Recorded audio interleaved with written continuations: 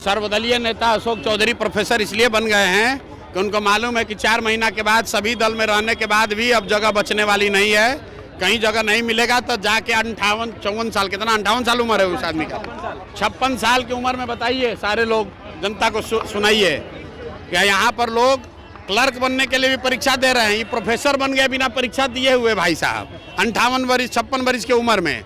इसलिए बना है प्रोफेसर कि मालूम है कि नवंबर के बाद सारे दलों में रहने के बावजूद जनता इस बार तीनों दल से हरा कर साफ करेगी, तो कुछ रोजी रोजगार नहीं बचेगा, इसलिए प्रोफेसर बन गए। कांग्रेस का कितना रहेगा इस बार आपके हिसाब से, कितने सीट आएंगे? जितना लालू जी भीख में देंगे उतना रहेगा।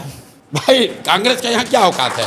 देखिए सब लड़के भी ताली बजा रहे हैं, उनको मालूम है बिहार में कांग्रेस जो है उसका कोई वजूद नहीं है। ये पिछले 25-30 साल से लालू जी का झोला ढोने वाली पार्टी है। मैंने कैमरे पर कहा है, अब ANI पर कह देता हूँ, राहुल गांधी बड़ी बड़ी बात करते हैं, उनमें राजनीतिक गूदा है, तो एक बार अपने दम पर बिहार में चुनाव लड़के दिखा दे। या वो खाली लालू जी से बराबरी का सीट मांग ले, 40% सीट मांग लो भाई। बीजेपी और एक चीज अपना अनुभव बता दूं, 15 में मैंने एक महागठबंधन की यहाँ मदद की है और हमने देखा है कि कांग्रेसियों की क्या स्थिति है।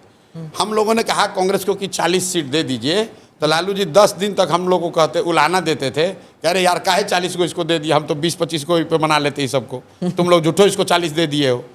तो लालू जी जो फेंकेंगे वही कांग्रेस लेगी। भाई कांग्रेस के यहाँ जो प्रभारी है उसको बुला के कह दीजिए कि कितना मिनिमम सीट होगा जिसके नीचे नहीं जाओगे, बता दो सर। आप नंबर अगले दिन उस प्रभारी ही हट जाएगा। सर आप नंबर दीजिए, मैं बता रहा हूँ वो प्रभारी ही हट जाएगा।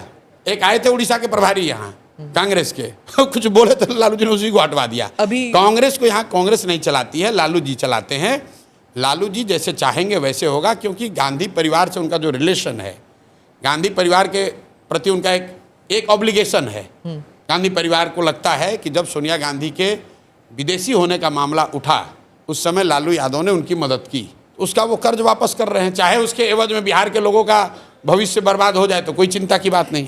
तेजस्वी जो है, जो बार बार कह रहे थे कि मुख्यमंत्री वही बनेंगे अगर गठबंधन सरकार में आती, तो फिर पर एक कमरे में मीटिंग हुई थी और खरगे जी और राहुल गांधी ने कुछ कह दिया और उसके बाद तेजस्वी अब नहीं कहते। तेजस्वी यादव को खरगे और राहुल गांधी से पूछने की जरूरत नहीं है। अगर राजद गठबंधन की सरकार बनती है तो उसके मुख्यमंत्री तेजस्वी होंगे और उसका अप्रूवल राहुल गांधी को नहीं देना है, उसका अप्रूवल लालू जी को देना है, और लालू जी ने वो अप्रूवल दिया हुआ है। हाँ। यहाँ की राजनीति, राजद की गठबंधन की राजनीति के मुखिया लालू जी हैं, राहुल गांधी नहीं है, खड़गे नहीं है। जो लालू जी चाहेंगे वो होगा, और लालू जी यही चाहेंगे कि उनके परिवार का लड़का रहे। बिहार में स्थिति यह है कि पूरा राजस्व विभाग है, ये सर्किल अफसर जो अंचलाधिकारी है उसके नीचे 2-3 कर्मचारी और उसके नीचे 3-4 दलाल, जिसको बिहार में अटर्नी कहते हैं, उन्हीं के हाथ में पूरी व्यवस्था है, बिल्कुल एडहॉक बेसिस पर। किसी को पता ही नहीं है कि जमीन किसके नाम पर है, रसीद किसी दूसरे के नाम पर कट रहा है। दलाल को अगर आप पैसा नहीं दीजिएगा, आपका रजिस्टर 2 से नाम हटा के किसी दूसरे का डाल देगा। लोग दिखाते हैं मुझे गांव-गांव में उसका रजिस्टर 2 में नाम है, उस पर इंक गिरा दिया, आपका डिस्प्यूट हो गया। कई राज्यों ने, कर्नाटक वगैरह ने आज से 30 साल पहले अपने जमीन को डिजिटाइज कर दिया, सारे लैंड रिकॉर्ड्स डिजिटाइज कर दिए गए।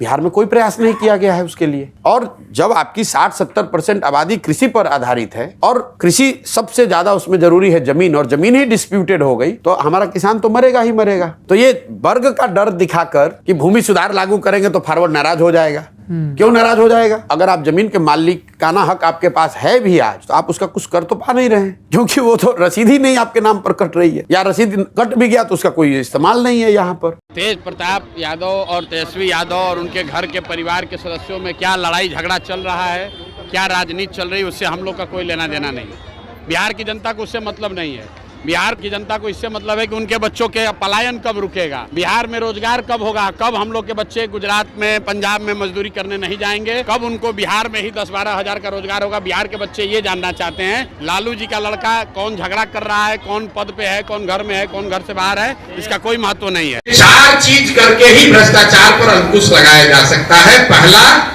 सही प्रतिनिधियों का चुनाव, दूसरा, बड़े पैमाने पर सत्ता और संसाधन का विकेंद्रीकरण, तीसरा, जन भागीदारी, और चौथा, टेक्नोलॉजी का प्रयोग। इन चारों के समायोजन से भ्रष्टाचार पर अंकुश लगाया जा सकता है, खत्म नहीं किया जा सकता है। कोई आकर कह रहा है नेता, अरे हमको वोट दे दो, हम आएंगे सब ठीक कर देंगे, तो आपको सिरे से मूर्ख बना रहा है। या खुद बड़ा मूर्ख है। ये संभव नहीं है। आपने देखा इस देश में जन लोकपाल का नाम आया कि ये कानून बनेगा, देश से भ्रष्टाचार खत्म हो जाएगा। जो लोग इसका आंदोलन किए वही लोग भ्रष्टाचार में जेल में गए हैं। अगर इतना आसान होता तो आप समझिए पूरे दुनिया में सैकड़ों देश हैं, आप वही और हमको सबसे ज्यादा बुद्धि है, दूसरे देश वाले जन लोकपाल नहीं बना देते और सब भ्रष्टाचार खत्म हो जाता है। कोई सिल्वर बुलेट नहीं है कि बस एक कानून बनाए और भ्रष्टाचार खत्म हो गया। ये सतत प्रक्रिया है। जैसे जैसे व्यवस्था को अकाउंटेबल बनाइएगा वैसे वैसे भ्रष्टाचार कम होता जाएगा। जितना आपका व्यवस्था अकाउंटेबल नहीं होगा उतना आपको भ्रष्टाचार बढ़ेगा।